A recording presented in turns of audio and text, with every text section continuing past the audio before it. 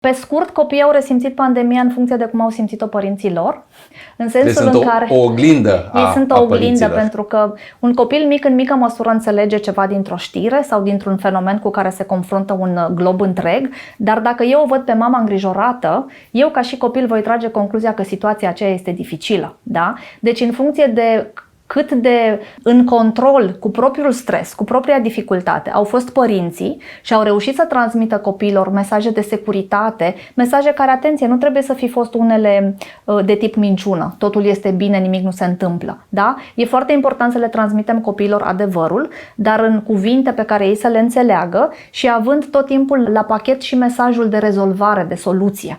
Da? Cumva mesajul pe scurt poate să fie ceva de tipul: ne confruntăm cu o situație dificilă, dar vom face tot posibilul ca să ne descurcăm și orice ar fi, noi suntem aici pentru tine. Noi, părinții, suntem aici pentru tine.